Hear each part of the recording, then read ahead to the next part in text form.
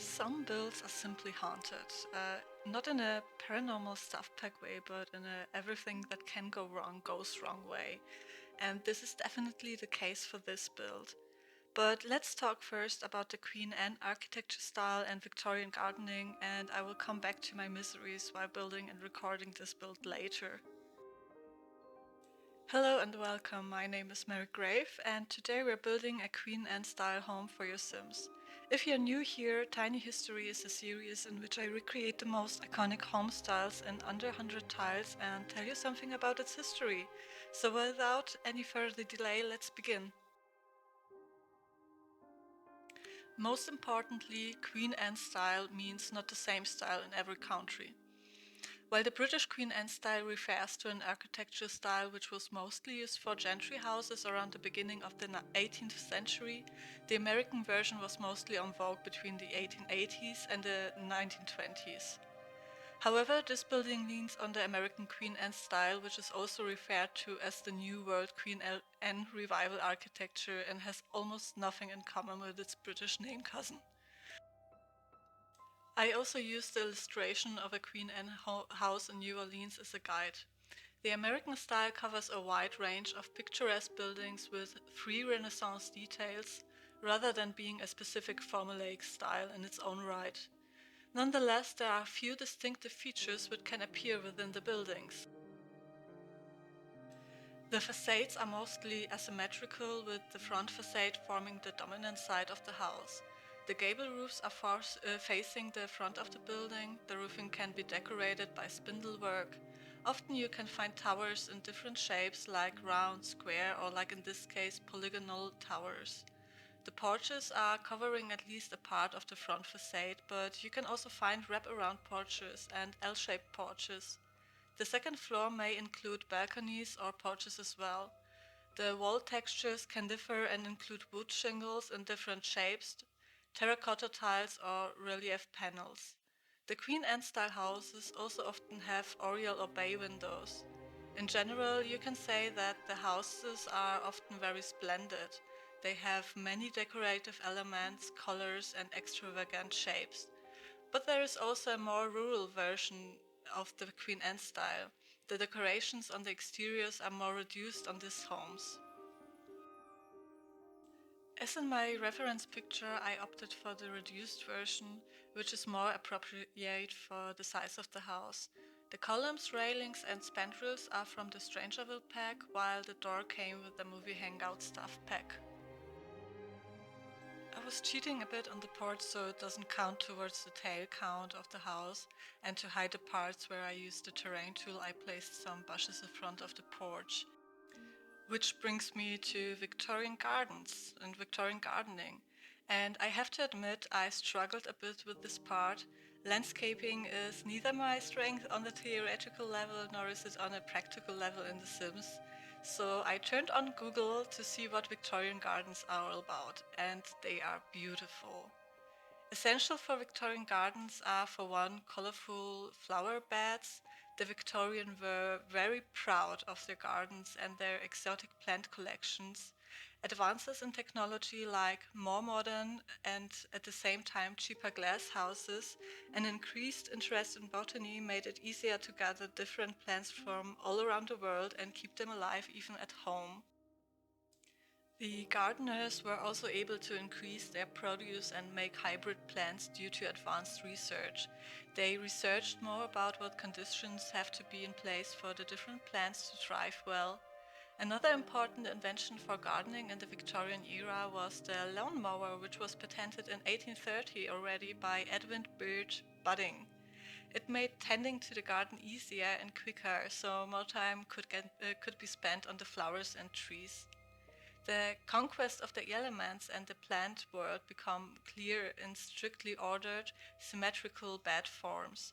A uniform height of growth was also strived for.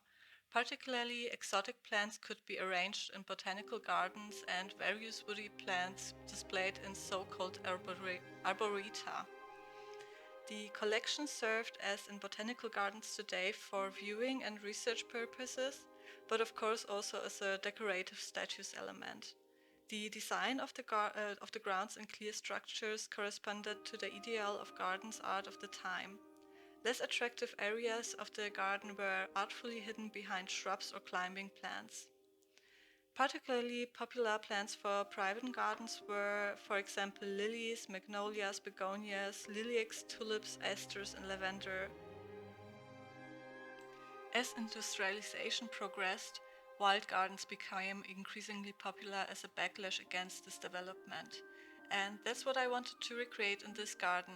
If you already watched some of my videos, you probably know that I myself am not that much into spaces that are cluttered too much, and I really hesitated on making this garden a wild garden. But the house itself gave me some romantic vibes, and I'm happy that I decided for an overgrown garden in the end, and because it complements the look of it very well. I used a lot of plants and items from the Romantic Garden Stuff pack, and the big tree in the backyard is a debug item from the Cottage Living pack, I believe. Due to the small size of the garden, I decided against a symmetrical layout for the garden. I know I could have moved the house to a different lot, but the idea of stocking a larger garden with plants honestly scared me quite a bit. In the course of the video, you can see quite well how I make the flower beds bigger and bigger until finally only very little space remains. This was definitely out of my comfort zone, so there's only the pathway to the fountain and to the sculpture thing and to an outside eating space, and I put some planters on the right side so your sim can do some gardening and researching for themselves. Even if this is the first time I did a garden in this way, I hope you enjoy it. I definitely am very happy with the end result of it. I think it really makes the home more beautiful, more romantic, and it works quite well with how the house looks from the outside. It's quite fun actually to see this now, how I'm hesitating to put more plants on the lot, and how I slowly but surely move my way out to the pathway, and the gardening areas become more and more cluttered with plants, and it was really hard to decide for this and to do this. It took quite a while until it was ready. I used quite a lot of different packs for the garden, so mainly obviously it's the Romantic Garden Stuff pack. I used some items from the Cottage Living pack and from Cats and Dogs, and but I think there is also a lot of things from the base game. So if you want this build, you need actually a lot of different packs to make it work, or you will have to clutter it themselves with base game stuff or what packs you have. I really like the plants that came with Cottage Living pack because they have this nice peachy colors, and I like this pastel tone very much for the garden. The red flowers and lilac flowers were, I think, a bit too harsh for this garden, and so I decided for a lot of greens, whites, and these peachy flowers. For the eating area, I decided against a barbecue because I think it would just kill the vibe of the place. It's not really romantic or looks nice, and also I don't know if it's still bugged, but when I played last time, the barbecue areas always made some problems and the Sims were always going there and it was annoying, so I decided just to have a little eating space outside. So we're at the interior now. I don't want to say too much about it now. In my last video I talked a lot about Victorian interior design, so if you're interested in this, I suggest you check that one out after this video. Like during the time where the Gothic revival was popular, which was around the mid of the 19th century, People like to display the statues with opulent furniture and a lot of decorations. The difference lies mainly in the preferred colors for the interior design. Electricity was available in more and more homes, and this meant that lighter colors could be used for coverings and wallpapers because there was less reliance on candles and coal stoves which couldn't stain it. So for the kitchen, I decided for the cottage living expansion pack kitchen, which came in a beautiful pastel blue color, and I think this looks very nice with the outside of the building together. I also used a little table from cottage living and the chairs that came with the cuts and stuff pack.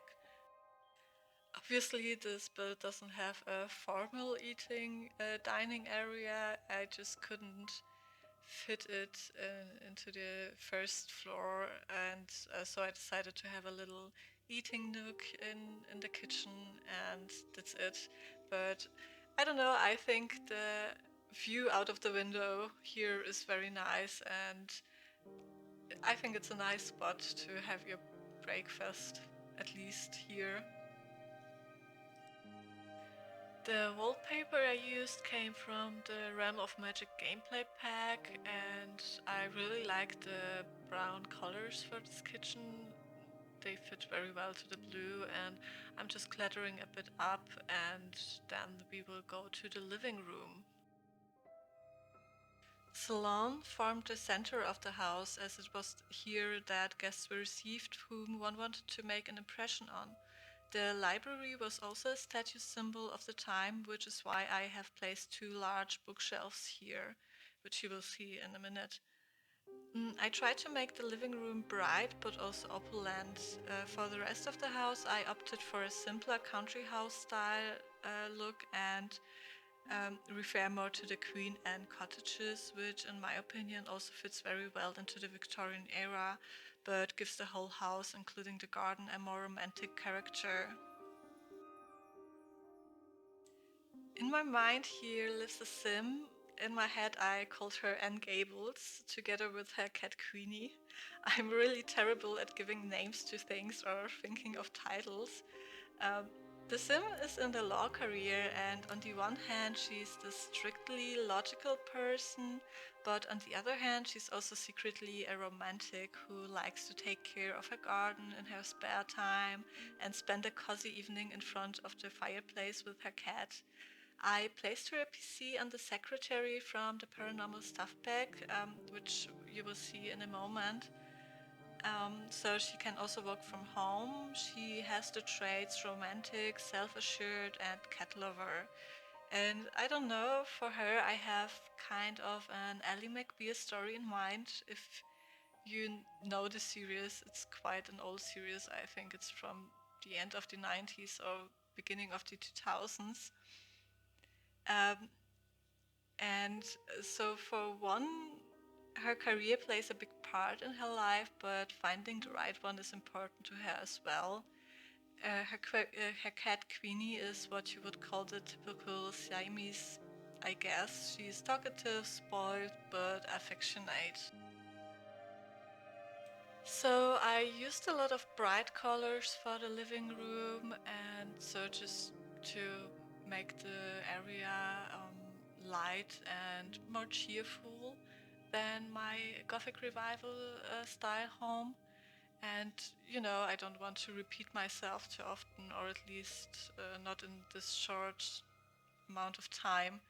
And well, I think it works quite well for the story I have in mind for this build and for the Sims living in here. And it works quite well also with the garden. And I think it has a really romantic aspects to it. So at this point, I remembered that I decided to give the sim a cat and that I forget to place a cat tree. And later on, I did this off camera. I replaced the side table, which is near the staircases, with the cat tree, which is a pity because I think I decorated the side table really nicely. So I'm doing the upstairs now with the bathroom and the one bedroom which is in here. And I promised you to tell you something about my miseries regarding this video. And it all started with the floor plan actually already. As I already said, I oriented myself on this illustration of a New Orleans build which I found super adorable. And I wanted my build to look as much as the original, which completely collided with the floor plan. In my earlier tiny history builds, I made them always for a family, but when I placed two bedrooms upstairs so it looked nice, the first floor looked terrible and the stairs were always in the way and I couldn't find a place for the bathroom. And when the first floor was satisfying to me, the upstairs didn't make sense at all. I restarted this build so many times, I almost decided to not build this at all.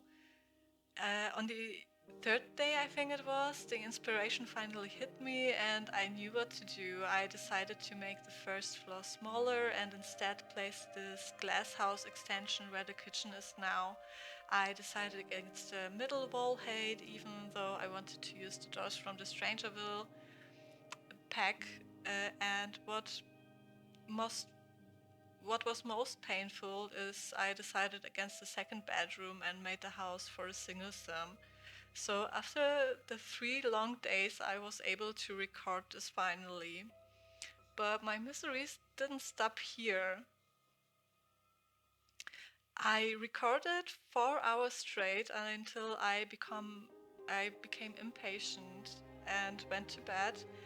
On Saturday morning, I finished the build off camera and wanted to edit it afterwards, and I couldn't. And I don't know what I did, but somehow the video file got corrupted, and I tried to figure a solution for this. I googled a long time, but I tried some hacks, but they didn't work out completely. And the, the problem with the corrupted video file was that obviously the time code was missing, and I could open the video in the Windows Media Player, but I couldn't fast forward in it, and I didn't know what it captured and what it didn't capture. And I wanted to rebuild this house actually and to record it again, but then I thought about the garden and how long it took, and I already had so many struggles with this build, so I decided to re record my screen while I hoped that everything got recorded. And it worked out actually, so you're seeing my re recorded screen, and but actually I just sat there for another 4 hours in front of my PC to see if everything got recorded and if I have to retake the screening again. But everything I recorded was on this video file, on this corrupted video file, luckily. But the problems didn't stop here neither. I wanted to make some cinematic graphic shoots of the house with the sim I made for this build, and I wanted to playtest the house, even though I did not do anything fancy while building this house in regards of that something may be not accessible or something, and I didn't think even that it would be so important to playtest the house, but it was actually. I had so many difficulties, things that would usually work didn't work, like for example the round porch part. My sim couldn't access it, and I tried various things, and in the end I just made the platform higher and back to this place, and it worked. And I don't understand it, why it didn't work, but in the end it did work out. Everything is play tested. I double checked everything actually, and I hope it works for you as well when you download this house. If you should come to any problems with this house, please let me know and write me in the comments or on Instagram so I I can fix this. I really hope it doesn't make you any problems. So you see me here decorating the bedroom, and like the rest of the house I kept it rather simple and with bright colors so it looks cozy and welcoming. The bathroom is also very light like you see just a few minutes ago.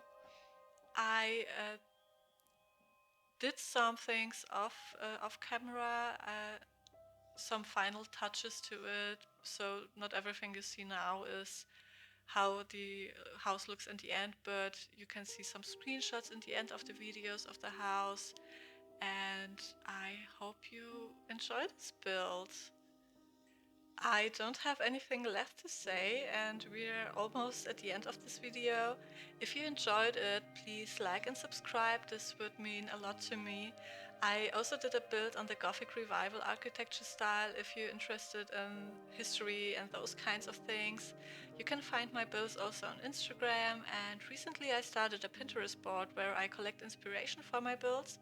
You can find both links in the description box down below.